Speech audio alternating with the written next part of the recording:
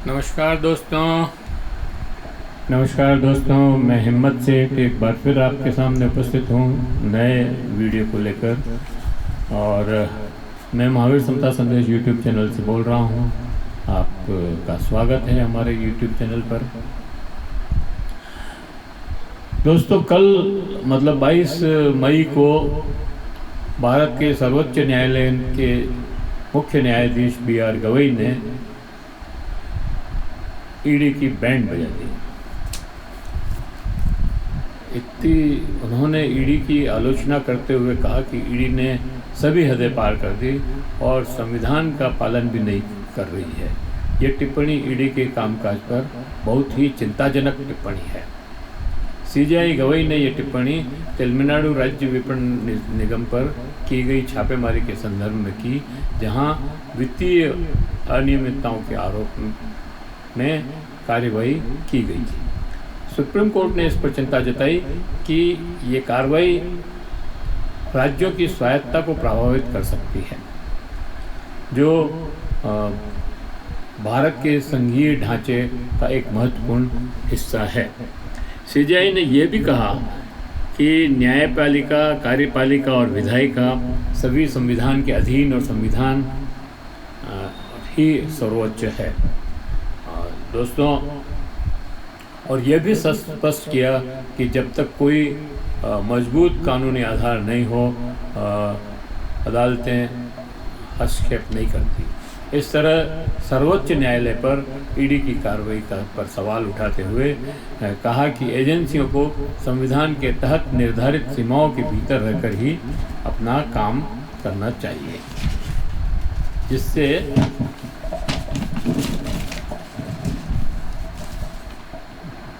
ताकि संघीय ढांचे और राज्यों की स्वायत्ता का सम्मान बना रहे। दोस्तों, आगे भी बहुत सारी बातें कही डॉक्टर CJI गवई ने, पर मैं पहले आपसे ये अपील करना चाहता हूँ कि अगर आपने अभी तक भी हमारे YouTube चैनल महावीर समता संदेश को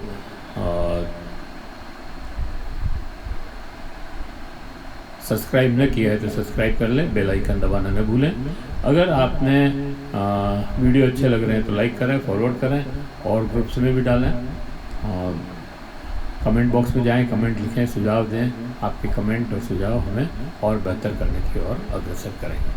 तो दोस्तों, कल कोर्ट ने प्रत्यक्ष अप्रत्यक्ष रूप से यह चिंता जताई कि ईडी जैसी एजेंसियों का इस्तेमाल राजनीतिक उद्देश्यों के लिए किया जा सकता है। कोर्ट ने तो कहा किया जा सकता है, लेकिन वास्तव में देखा जाए तो किया जा रहा है। और वो इस तरह से साफ पता लगता है कि कितने ही लोगों को ईडी के सम्मन दिए और जांच, छापा डाला, जांच हुई और उन लोगों ने अपने मूल पार्टियों को छोड़ करके बीजेपी में शामिल हो गए। जब वो बीजेपी में शामिल हो गए तो ईडी की कार्रवाई रुक गई, ठंडे बस्ते में चली गई या ख़त्म हो गई। तो ऐसे ईडी का राजनीतिक हथियार के तौर पे जो इस्तेमाल हो रहा है, उस पर चिंता जताई है सुप्रीम कोर्ट ने। और ये सीधी सीधी टिप्पणी है केंद्र सरकार की। कोर्ट मानता है कि भारत का संविधान संघीय ढांचे पर आधारित है, जिसमें केंद्र और राज्य सरकार के अधिकार स्पष्ट रूप से बांटे गए हैं। राज्यों को अपनी नीतियों और कानूनों पर स्वतंत्र रूप से काम करने का अधिकार होता है।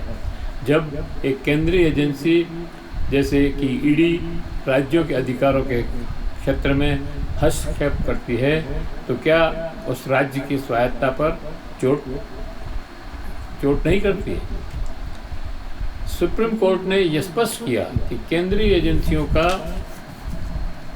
राज्य की नीतियों और कार्यों में हस्तक्षेप संघीय ढांचे के सिद्धांत के खिलाफ है। कोर्ट ने यह भी सवाल उठाया कि क्या ईडी के पास राज्य के आंतरिक मामलों में दखल देने का अधिकार है? नहीं है, बिल्कुल नहीं है, लेकिन फिर भी दे रही है। और यही जो है संविधान का उल्लंघन है, खासकर जब मामला राज्य सरकार के उपक्रमों का हो, जैसे ये तमिलनाडु का जो विपणन बोर्ड का था, TASMEAC का।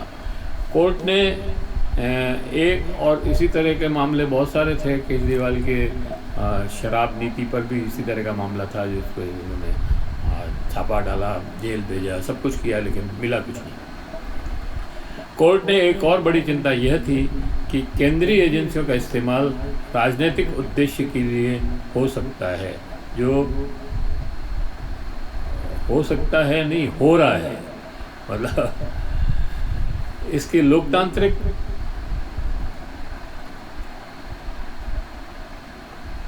लोकतांत्रिक व्यवस्था और न्यायिक स्वतंत्रता पर असर पड़ सकता है। यह लोकतंत्र के बुनियादी सिद्धांतों का उल्लंघन है। यह लोकतंत्र के बुनियादी सिद्धांतों का उल्लंघन, जो निष्पक्षता और स्वतंत्रता को सुनिश्चित करते हैं। कोर्ट ने संविधान के तहत काम करना सभी संस्थाओं का कर्तव्य है। न्यायपालिका, कार्यपालिका, विधायिका सभी संविधान के अधीन हैं। संविधान की सर्वोच्चता सुनिश्चित करने के लिए अदालत ने ईडी से आग्रह किया कि वह अपनी गतिविधियों को संविधान के तहत और उससे निर्धारित दायरे में रखे। ये टिप्पणी जो है सीधी केंद्र सरकार के ऊपर है, क्योंकि ईडी जो है केंद्र सरकार की एजेंसी है और वो कहते हैं कि वो स्वायत्त है, लेकिन है नहीं। उसको जैसे केंद्र सरकार निर्देशित करती है उस तरह से वो काम करती है। तो ये जो टिप्पणी सुप्रीम कोर्ट ने सीधी ये केंद्र सरकार को कहा है कि आप संविधान के तहत रह कर के काम करें और संघीय ढांचे को बनाए रखें, उसमें हस्तक्षेप करने की कोशिश ना करें। सुप्रीम कोर्ट की यह टिप्पणी केवल ईडी की कार्रवाइयों की आलोचना नहीं है, बल्कि ये भारत के संविधान के संघीय ढांचे और राज्यों की स्वायत्तता की रक्षा की दिशा में एक महत्वपूर्ण कदम है। ये केंद्र सरकार को इस बात को समझना चाहिए कि भारत का सर्वोच्च न्यायालय ये कह रहा है कि संघीय ढांचे और संविधान और संघीय ढांचे को में स्वायत्तता दी हुई है राज्यों को, आप उसमें हस्तक्षेप ना करें और अपने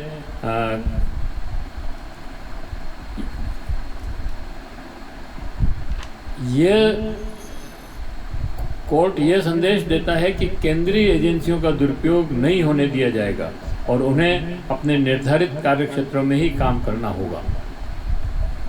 इससे यह भी स्पष्ट होता है कि लोकतांत्रिक और संवैधानिक मूल्यों की रक्षा सर्वोच्च है और इनका उल्लंघन किसी भी सूरत में स्वीकार नहीं किया जाएगा।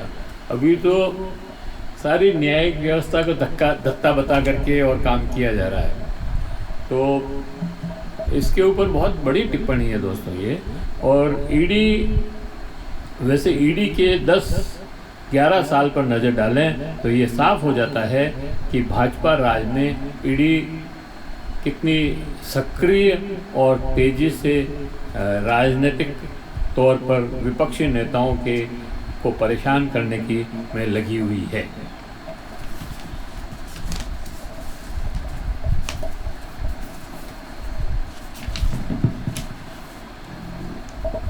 इन 10 वर्षों में ईडी ने 2000 से अधिक छापेमारी की है।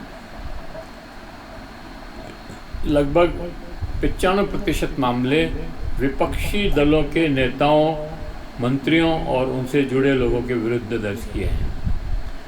इसमें भी बहुत ही कम मामलों में अंतिम सजा या ठोस कानूनी निष्कर्ष निकले हैं, 1% भी नहीं। ये दर्शाता है कि ईडी की जांच प्रक्रिया कहीं न कहीं केवल राजनीतिक हथियार बनती जा रही है, न कि निष्पक्ष कानून प्रवर्तन एजेंसियां राजनीति के चलते कई विपक्षी नेताओं पर छापे डाले, उन्हें जेल भेजा, परिणाम शून्य रहा। कुछ नेताओं के नाम भी मैं बता सकता हूँ, जैसे शिवसेना के सांसद और सामना के संपादक संजय राउत पर छापा डाला, 100 दिन जेल में रखा और परिणाम कुछ भी नहीं निकला, उनकी जमानत हुई। इसी तरह कांग्रेस के कर्नाटक के नेता DK शिव कुमार, आप पार्टी के अरविंद केजरीवाल, आप पार्टी के तो अरविंद केजरीवाल, सिसोदिया और संजय सिंह, बहुत सारे लोगों को गिरफ्तार किया था। और वो तो समय नहीं बचा, नहीं तो उस मालती सिंह, वो क्या नाम है उसका, जो मुख्यमंत्री बनी थी, उसको भी गिरफ्तार करने की योजना बन गई थी। झारखंड के केजरीवाल के झारखंड मुक्ति मोर्चा के हेमंत सोरेन को जांचों के दौरान गिरफ्तार किया गया, लगातार पूछताछ के घसीटा गया। इसी तरह से राहुल गांधी, सोनिया गांधी और वाड्रा, सबको ईडी का सम्मान और ईडी के छापे और ईडी की पूछताछ 10-10 घंटे तक लगातार पूछताछ, 4-4 दिन तक, 5-5 दिन तक, एंड रिजल्ट इज निल। तेजस्वी यादव 10 घंटे तक पूछताछ और फिर कुछ नहीं। वहीं दूसरी ओर तरफ जो भाजपा नेता हैं, जो दूसरे नेता जो भाजपा में शामिल हो जाए तो ईडी की छाकार, जैसे अशोक चौहान, जैसे ये अजीत पवार,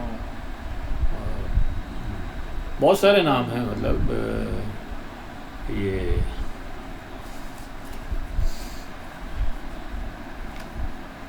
तो इस तरह से मतलब कई नाम TMC के भी हैं। तो ये लोग जो जिन्होंने भुजबल और ये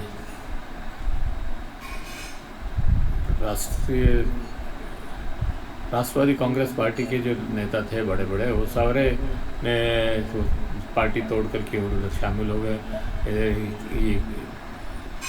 एकनाथ शिंदे शिवसेना तोड़ करके उधर शामिल हो गए और सरकार बना ली उधर जा करके, और तो बस आप इनकी सारों की फाइलें जो है दब गई और ठंडे बस्ते में, और ये भाजपा में बिल्कुल पाक साफ धुल के साफ आ गए।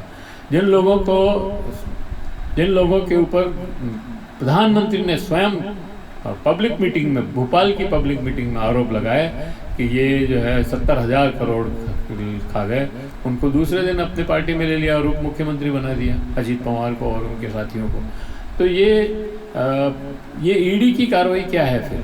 अगर इसी तरह से ईडी का दुरुपयोग होता है तो ईडी का कोई मतलब नहीं है, इसको बंद कर देना चाहिए। और न केवल ईडी बल्कि CBI का भी इसी तरह से उपयोग है। इससे साफ जाहिर है कि ईडी की राजनीतिक हथियार के रूप में उपयोग किया जा रहा है।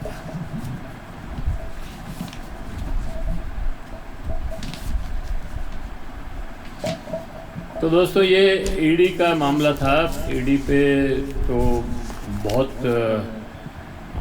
बड़े बड़े मामले हो गए, बहुत लोगों को जेल, 6-6 महीने 8-8 महीने जेल रहना पड़ा और उनकी जमानत भी नहीं हुई।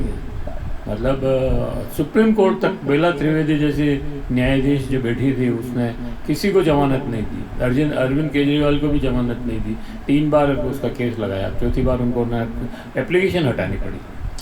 तो ये मतलब ये सारी कार्रवाई कोई ईडी नहीं कर रही है, ये केंद्र सरकार की तरफ से हो रही है। और ये जो सुप्रीम कोर्ट की टिप्पणी है, ये परोक्ष रूप में सेंट्रल गवर्नमेंट पे है, मोदी शाह पर है कि संभल जाओ और नहीं तो परिणाम बुरे होंगे। तो अब देखते हैं संभलते हैं कि नहीं संभलते हैं, वो तो देखा जाएगा। लेकिन ईडी की कार्रवाई पर जिस तरह की ये सुप्रीम कोर्ट ने, खासतौर से CJI गवाही ने जो टिप्पणी की है, वो बहुत चिंताजनक है और इससे केंद्र सरकार को सबक लेना चाहिए और शायद लेगी भी, नहीं लेगी तो देखेंगे जो भी होगा। तो दोस्तों, ये मैं यही समाप्त करता हूँ इसी पॉइंट पे इस वीडियो को, और आशा करता हूँ कि आपको ये ईडी की कार्रवाई पर जो टिप्पणी है वो पसंद आई होगी, और अगर पसंद आई हो तो आप इसको फॉरवर्ड करें और कमेंट बॉक्स में जाएं, कमेंट लिखें, सुझाव दें। आपकी कमेंट और सुझाव हमें और बेहतर करने की ओर अग्रसर करेंगे। अगर आपने अभी तक भी हमारे YouTube चैनल महावीर समता संघर्ष को सब्सक्राइब न किया है तो सब्सक्राइब कर लें, बेल आइकन दबाना न भूलें। धन्यवाद, फिर मिलते हैं किसी और